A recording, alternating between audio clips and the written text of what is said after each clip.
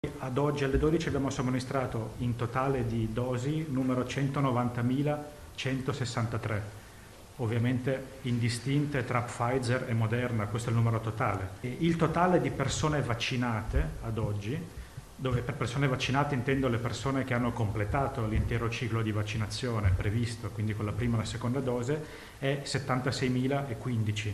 Questi i numeri aggiornati sulla distribuzione dei vaccini in Veneto. I prossimi, secondo previsioni, saranno consegnati fino al 28 febbraio con le seguenti modalità. Dall'8 febbraio al 15 al 22 avremo circa un totale di 52.000 dosi la prima settimana, 50.300 la seconda, per poi salire a 91.380 dosi totali tra Pfizer e Moderna entro febbraio. Quindi, per fare chiarezza, fino a dall'inizio della campagna, che ricordo è cominciata anche a livello simbolico europeo il 27 dicembre, al 28 febbraio, le dosi previste totali di Pfizer saranno 402.360.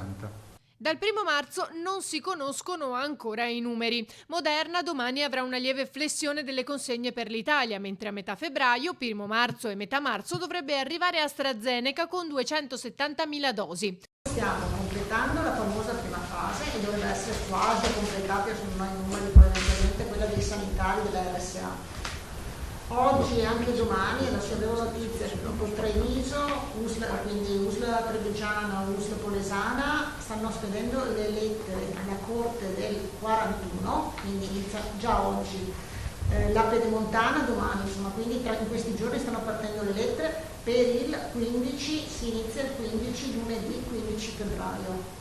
Se si tratta di vaccinare gli ultraottantenni, andiamo a vedere quanti ce ne sono per regione e distribuiamo i vaccini di conseguenza. È la proposta che il presidente Zaia ha presentato al coordinamento delle regioni sui vaccini, precisando che i target fissati e le priorità siano sanciti dalla comunità scientifica.